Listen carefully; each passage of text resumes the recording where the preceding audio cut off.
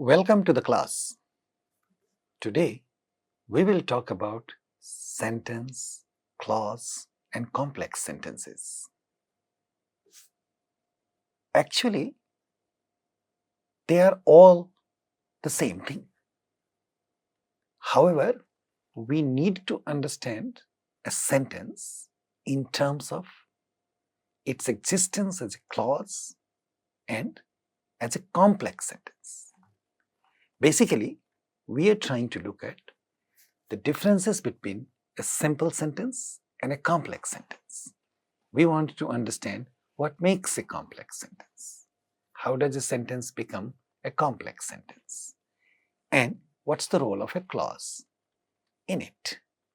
These are the few things that we will try to understand in order to learn new things about English language, and these things will help us in turn develop our competence and confidence in speaking and writing English language.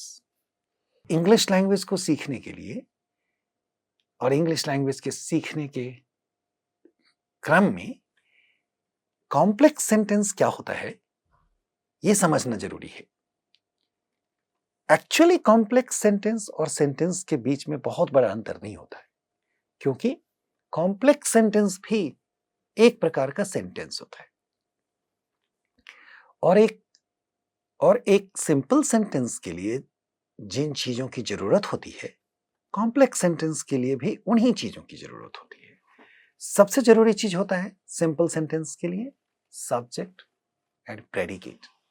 एक complex sentence में भी बस इतनी ही चीजें होती है, subject और predicate. फिर वो कॉम्प्लेक्स कैसे होता है? जब सेंटेंस में सिर्फ सब्जेक्ट और प्रेडिकेट हो तो सेंटेंस कॉम्प्लेक्स कैसे हुआ? किस वजह से सेंटेंस कॉम्प्लेक्स सेंटेंस बन जाता है? इस चीज के बारे में हम आज ध्यान से सीखेंगे. आप एक बात पर और ध्यान दीजिए कि लिखना सीखने के लिए और बोलना सीखने के लिए इन तरह की चीजों को जानना बहुत जरूरी है, क्योंकि जब हम बोलते हैं तो ज्यादातर कॉम्प्लेक्स सेंटेंसेस का यूज करते हैं. आप अपने आप को जो कुछ भी बोलते हैं, हिंदी बोलते हैं, जो भी भाषा बोलते हैं, आप उसमें अपने आप को चेक कीजिए कि आप कॉम्प्लेक्स सेंटेंसेस बोलते हैं क्या. ये चेक करना भी आपके लिए आसान हो जाएगा जब आप ये सीखेंगे कि कॉम्प्लेक्स सेंटेंस होता क्या है. और जैसे ही कॉम्प्लेक्स सेंटेंस के बारे में आप जान लेंगे तो आप चेक कर सकते हैं कि आप अपनी भाषा में कॉम्प्लेक्स सेंटेंस बोलते हैं. और ज्यादातर सेंटेंसेस कॉम्प्लेक्स होते हैं, लिखने में भी कॉम्प्लेक्स होते हैं. तो जब हम दूसरी भाषा बोलेंगे या फिर दूसरे लोग हमारे साथ अंग्रेजी बोलेंगे तो वो कॉम्प्लेक्स सेंटेंसेस का यूज करेंगे.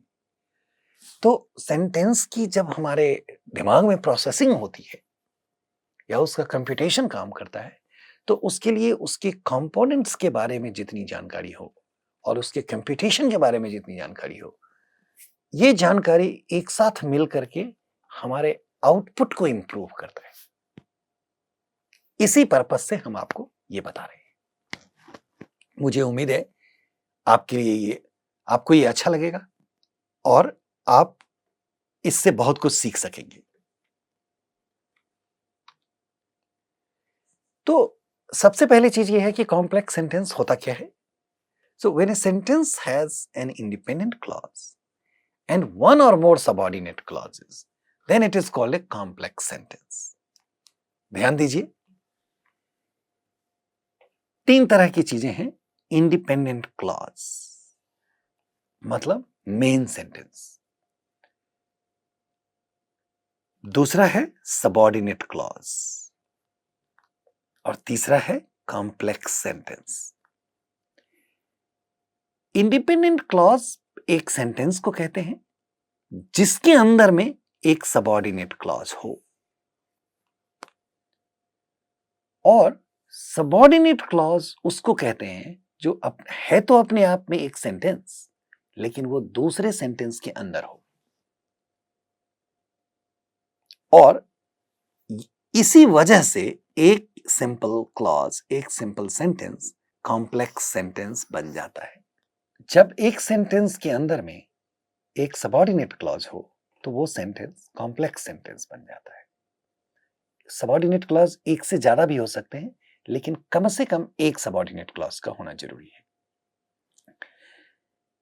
यहां पर यह जानना भी जरूरी है कि कॉम्प्लेक्स सेंटेंस और कंपाउंड सेंटेंस में अंतर है। तो अभी तक जो आपने सुना है उसके बेसिस पर आप तीन तरह के सेंटेंसेस के बारे में सुन सकते हैं, मतलब सिंपल, कॉम्प्लेक्स और कंपाउंड। ये तीन तरह के सेंटेंस होते हैं। सिंपल सेंटेंस, सिंपल सेंटेंस में कोई सबऑर्डिनेट क्लॉज नहीं होता है। कॉम्प्लेक्स सेंटेंस में कम से कम एक सबऑर्डिनेट क्लॉज और होता है। और कंपाउंड सेंटेंस जब दो सिंपल सेंटेंस एंड या फिर कामा या सेमाइकोलन के थ्रू जब कई छोटे छोटे सेंटेंसेस जुड़े होते हैं तो उसको कंपाउंड सेंटेंस कहते हैं। लेकिन उस कंपाउंड सेंटेंस में कोई सबऑर्डिनेट क्लॉज नहीं है। इंडिपेंडेंट क्लॉजेस, इंडिपेंडेंट छोटे छोटे सेंटेंसेस जुड़े हुए हैं, लेकिन कोई भी सबऑर्डिनेट क्लॉज नहीं है। इसलिए ये डिस्टिंक्शन है तीन तरह के सेंटेंसेस में। अगर आप ये ठीक से समझ पा रहे हैं तो आप ये भी जान सकते हैं कि कॉम्प्लेक्स सेंटेंस और सिंपल सेंटेंस में सिर्फ इतना अंतर होता है कि कॉम्प्लेक्स सेंटेंस में एक सबऑर्डिनेट क्लॉज होता है। अगर उस सबऑर्डिनेट क्लॉज को हम सामान्य बात समझें तो फिर हमको यह समझ में आएगा कि सबऑर्डिनेट एक कॉम्प्लेक्स सेंटेंस और सिंपल सेंटेंस में बेसिकली कोई खास फर्क नहीं होता। इसके बारे में जब आप और जानेंगे तो आपको ये और अच्छी तरह से आपके दिमाग में क्लियर होता जाएगा। हम कोशिश कर रहे हैं आपको कुछ और बताने की। पहले हम इस पैराग्राफ को पढ़ें। आपकी स्क्रीन पर जो पैराग्राफ है इसको आप ध्यान से एक दो बार पढ़िए, कई बार भी पढ़ सकते हैं, और फिर हम आपको बताएंगे कि इसका क्या पर्पस है, इससे हम क्या अचीव करना चाहते हैं। लेकिन यह जरूरी है कि हम इसको ध्यान से पढ़ें। मैं एक बार आपके लिए पढ़ता हूं और आप इसको रोक करके 2 या 3 बार जरूर पढ़िए। क्या है ये सेंटेंस, क्या है ये paragraph? After making his exit from Albert Mission School in that theatrical manner on the day following the strike, Swaminathan became so consistently stubborn that a few days later his father took him to the board school and admitted him there. At first, Swaminathan was rather uncertain of his happiness in the new school, but he excited the curiosity that all newcomers do and found himself, to his great satisfaction, the center of attraction in second C. All his new classmates, remarkably new faces, often clustered around him to see him and hear him talk. He had not yet picked up the few that he would have liked to call his chums. He still believed that his Albert Mission set was intact, though since the reopening in June, the set was not what it had been before. Shankar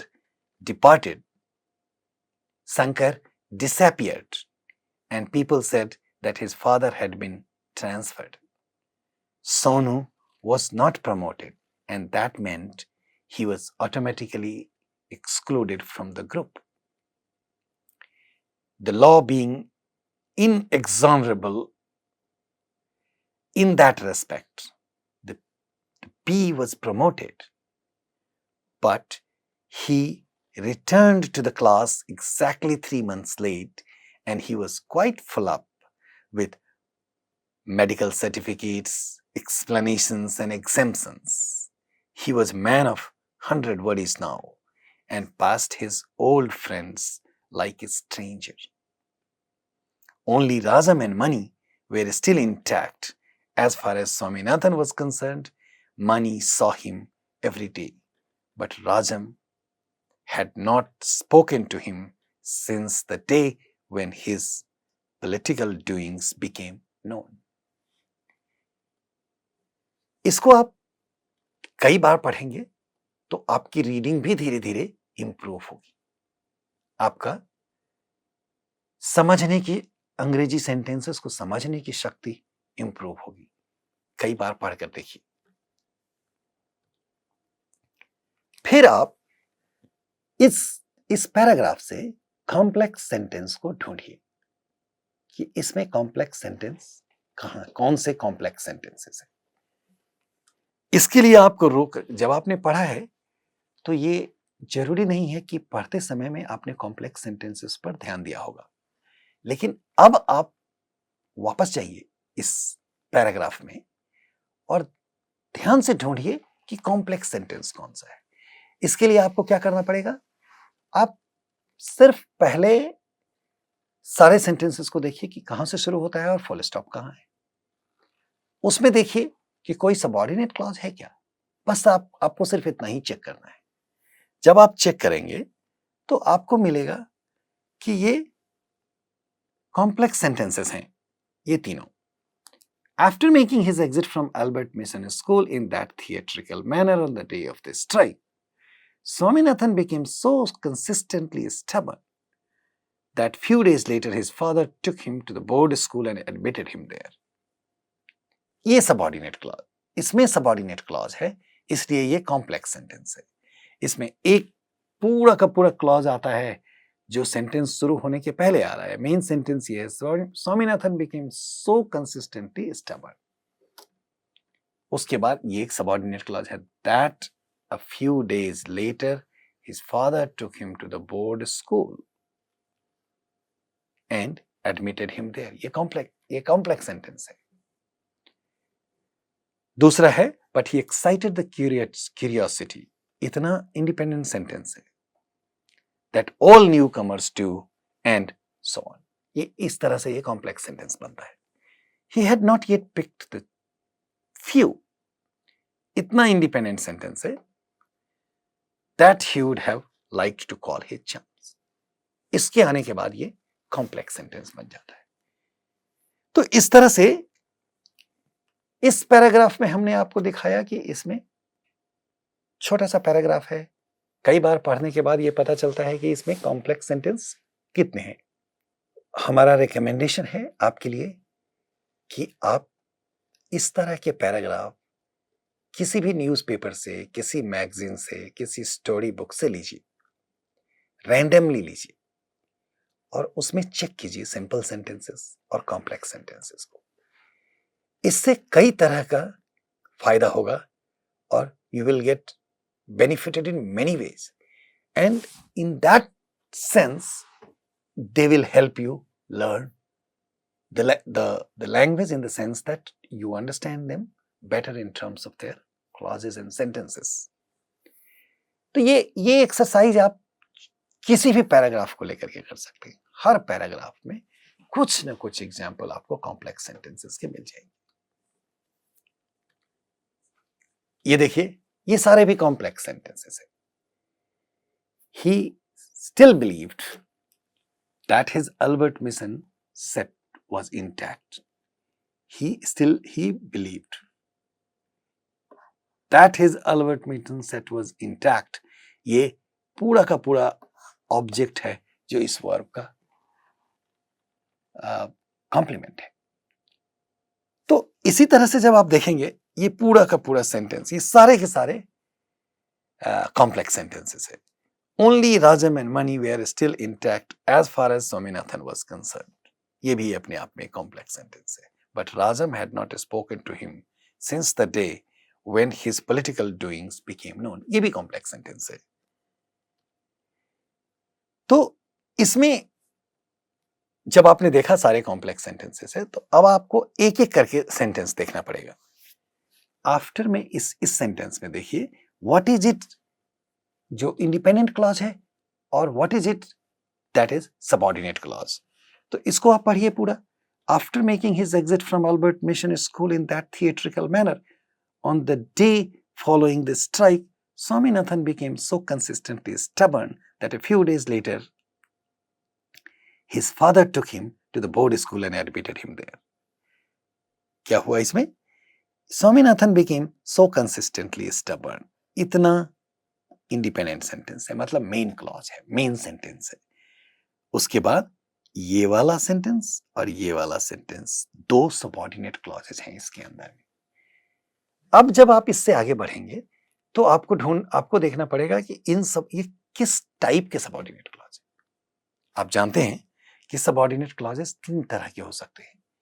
एक का nominal function होता है, मतलब noun की तरह function होता है, दूसरा एडजेक्टिव की तरह फंक्शन करता है, और तीसरा एडवर्ब की तरह करता है। तो आपको देखना पड़ेगा कि ये सबऑर्डिनेट क्लॉजेस किस तरह से फंक्शन कर रहे हैं।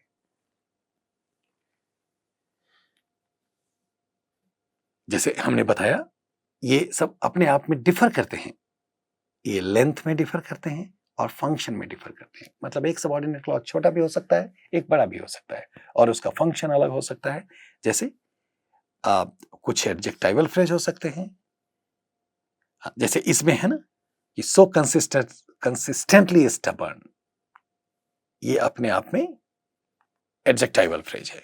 But in the same sentence we can have two or more subordinate clause performing 2 or 3 different functions. तो मतलब अगर दो अलग अलग सबऑर्डिनेट क्लॉज है तो उसके दो अलग फंक्शन होंगे। ये आपको सबऑर्डिनेट क्लॉज के बारे में जानने में हेल्प करता है, और इससे क्या होता है कि आप सबऑर्डिनेट क्लॉज के बारे में जानते हैं, मेन क्लॉज के बारे में जानते हैं, और सबऑर्डिनेट क्लॉजेस के फंक्शंस और नेचर के बारे में जानते हैं। इसमें देखिए, he excited curiosity that all newcomers do. He excited curiosity, ये इंडिपेंडेंट क्लॉज है। that all newcomers do, ये सबऑर्डिनेट क्लॉज है। और subordinate clause is working like an adjective, क्योंकि ये मॉडिफाई करता है एक नाउन को, मतलब इस नाउन को मॉडिफाई करता है ये that all newcomers do। क्या करते हैं newcomers? newcomers excite curiosity that all newcomers do। तो अभी हमने आपको बताया ये तीन तरह के फंक्शंस हो सकते हैं सबऑर्डिनेट क्लॉजेस के। Nominal function, that is functioning as a noun clause, functioning as adjective clause, and functioning as adverb clauses. तो जब भी आपके पास आपको सबऑर्डिनेट क्लॉज कहीं पर मिलता है तो आपको ये असर्टेन करना चाहिए कि इस सबऑर्डिनेट क्लॉज का फंक्शन क्या है इस मेन क्लॉज में। Is it A noun clause, like is it an object of the verb in the predicate? Is it functioning like a subject or what? Or is it modifying a noun as an adjective clause? Or is it giving some additional information besides independent clause? इन चीजों के examples होते हैं। जैसे आप देखिए, that the pandemic would disappear was believed last year by everyone। इसमें क्या है कि ये was believed last year by everyone, ये इंडिपेंडेंट क्लॉज है, और ये that the pandemic would disappear ये अपने आप में एक सबऑर्डिनेट क्लॉज है, लेकिन this clause is functioning as the subject in the larger sentence। तो इसका नॉमिनल फंक्शन है ये, it is functioning as a noun. ये आपको करना चाहिए एज ए एक्सरसाइज, और इससे आप सेंटेंस के पार्ट्स को डिटेल में समझते हैं, और आपसे गलतियां नहीं होंगी, आप अच्छी तरह से लिख सकेंगे। आपको खुद पता चलेगा कि मैंने जो लिखा है वो वेदर इट्स मेकिंग सेंस और नॉट, उसमें से कोई मीनिंग निकल रहा है कि नहीं, उसमें कुछ गलती तो नहीं है। और इस तरह की चीजें जब आपको पता चल जाएगी तो जब भी आप कुछ लिखना चाहेंगे, कुछ कहना चाहेंगे, तो आप कॉन्फिडेंस के साथ कह सकते हैं या लिख सकते हैं। तो ये जब भी हम इस तरह से देखते हैं क्लॉज को ना, तो इसमें हमको क्लॉज को आइडेंटिफाई करना बहुत जरूरी होता है। मतलब क्लॉज को कैसे आइडेंटिफाई करते हैं? उसके नेचर को समझते हैं और उसके मतलब उसमें एडजेक्टिवल फंक्शन है, एडवर्बियल फंक्शन है, नॉमिनल फंक्शन है। और आई एम सॉरी, वो एडजेक्टिवल है, नॉमिनल है या एडवर्बियल है, और उसके फंक्शन को समझते हैं कि वो क्या कर रहा है। मॉडिफाई, एडजेक्टिवल है तो मॉडिफाई कर रहा होगा, एडवर्बियल है तो भी मॉडिफाई कर रहा होगा, और नॉमिनल है तो वो अपने आप में कॉम्प्लीमेंट होगा या ऑब्जेक्ट होगा। ये जानना जरूरी हो गया। इन चीजों के थ्रू हम क्लॉज के डिफरेंट एस्पेक्ट्स को समझ सकते हैं। और हमारी कोशिश है आपको ये बताने की कि आप सेंटेंस लीजिए, एक पैराग्राफ लीजिए और उसमें डिफरेंट सेंटेंसेस को ध्यान से देखिए। कौन से सिंपल सेंटेंस है और कौन से कॉम्प्लेक्स सेंटेंसेस है। अगर कॉम्प्लेक्स सेंटेंस है तो कौन सा सबऑर्डिनेट क्लॉज है, और सबऑर्डिनेट क्लॉज के किस तरह का सबऑर्डिनेट क्लॉज है और उसका फंक्शन क्या है। हम आपसे सिर्फ इतना बताना चाहते हैं। और इस तरह की प्रैक्टिस से आप इसके डिफरेंट डिमेंशंस को सीख लेंगे, और इसको सीखने के बाद आप सेंटेंस के बारे में जानते हैं। आपको पता है कि सेंटेंस कैसे बनता है। फिर आपको समझ में आएगा कि सेंटेंस बनाने के क्रम में इस तरह की जानकारी की भी जरूरत होती है जो हमारा लिखना और बोलना इंप्रूव करता है। आई assure you that if you do such an exercise with 2-3 paragraphs the way I have done it for you, it is going to install amazing confidence in you. In turn, that will trigger your communicative competence, and eventually that will give you confidence in speaking and writing, which are the goals of learning English for making better impact. Thank you so much for listening to me, and we look forward to your comments on this thing about how it helps. Until we meet next time with something new, take care.